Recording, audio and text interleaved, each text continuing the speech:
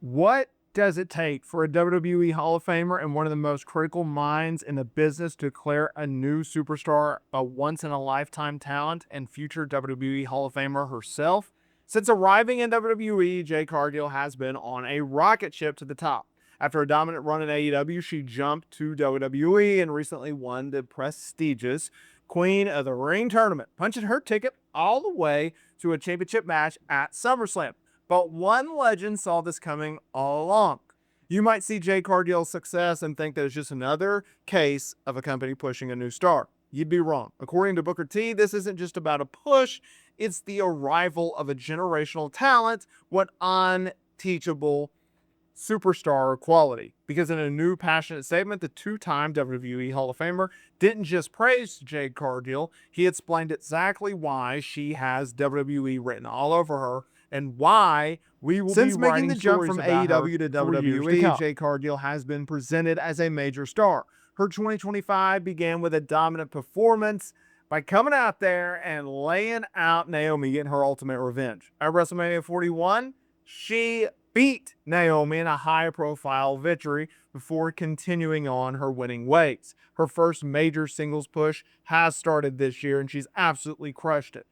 Then she went and she competed in the Queen of the Ring tournament where she ran through the competition to face the legendary Asuka in the finals of the Night of Champions Premium Live event.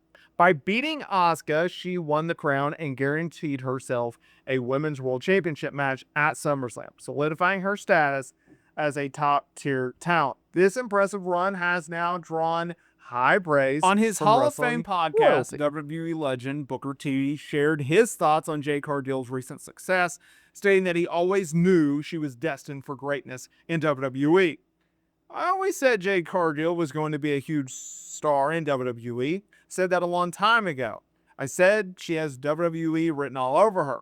She's going to be a Hall of Famer one day. We're going to write stories about Jade one day. Seriously. Booker T elaborated on what makes Jade so special, pointing to a quality that cannot be taught in any wrestling school. She's got, you talk about superhero feel. It's true that they only come along once in a lifetime. You could teach her a wrist lock and you can teach her a suplex. You cannot teach presence. And that's what Jade Cargill has. She has incredible presence when she walks through that curtain. And she does. That was one of the calling cards for her. That was one of the reasons why WWE brought her in to begin with. Keep in mind that Jade actually had the opportunity to jump and start in WWE instead of going to AEW. She opted not to. At the time, she felt like AEW was better fit for her because she was starting out on the ground just like AEW was. She had a young daughter at the time, didn't want to travel the brutal WWE travel schedule at the time where they're going, Friday, Saturday, Sunday, Monday, Tuesday, or whatever.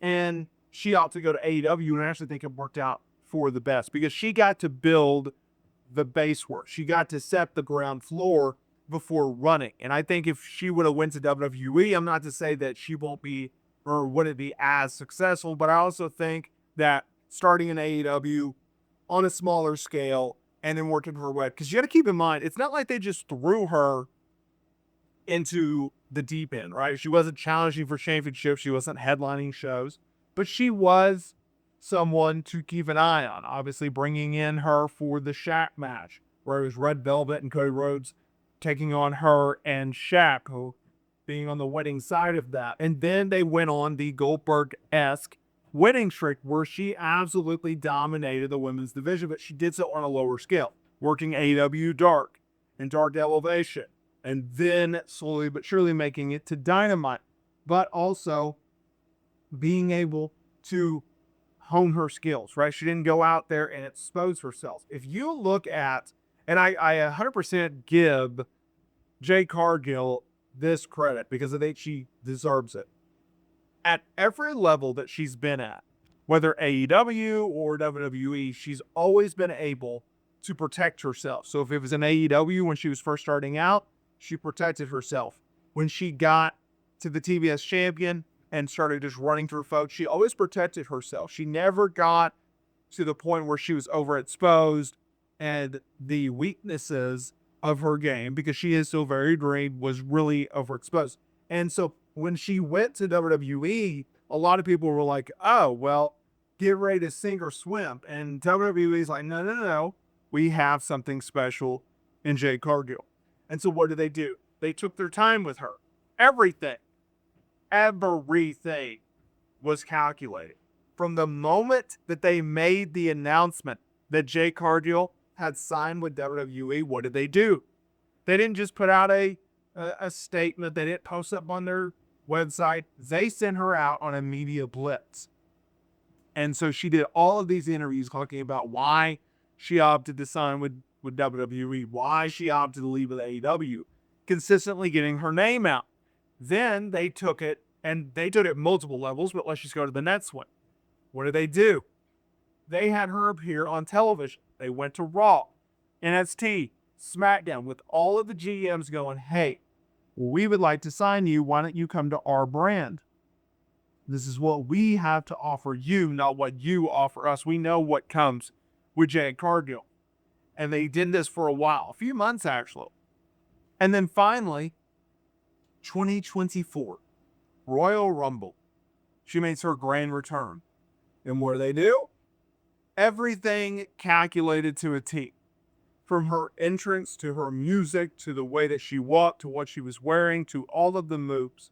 Everything penciled down to a T when exactly how it was. And she came across as a major star because she is a star. She has that presence. She has that look. She has that it. She has that charisma, right? And when you have those qualities, you best believe that the company that's booking you, that's promoting you, is going to do everything in its power to get you over. I think a lot of people forget that WWE is a promotion. It's not a wrestling company. It's a promotion. They promote their events. They promote their talents, their stars, their angles, their storylines, etc., right? And so then, instead of saying, hey, Jade, go out on your own, sink or swim, no. What do? All right, we're not bringing you in as a heel, and we're not bringing you in as a monster. You did that in AEW. This is a new Jade Cargill. We're going to bring you in as a babyface. You're going to have sympathetic moments. You're going to have to fight from underneath, and we're going to carry you with one of our best and beloved baby faces in Bianca Belair. And that's what they did. And it was absolutely masterful. It was a masterpiece, right? She went on 2 women's tag team title runs with Bianca. They've won, they lost, they got frustrated, they've celebrated. I mean, every emotion which a tag team can go under, that's what Jade Cargill and Bianca Belair did. They also had Naomi, who ironically was right by their side the entire time. And so then the weird November thing happens where Jade Cargill is just randomly attacked in the backstage area. We don't know who. They did a whodunit type angle. She's just laid out on top of Cora in the backstage area.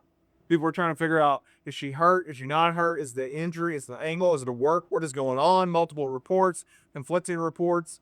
There's just chaos. We still don't know what happened, okay? But then she returns, obviously, earlier this year at the Elimination Chamber, and they started the Jade Cargill single front. And I think, for the most part, it's been absolutely fire. And WWE consistently builds upon that. Let me know down in the comments here below, what do you think about Jade Cargill's WWE tenure thus far? Also, do you agree with Booker T's take? I'd like to hear what you have to say.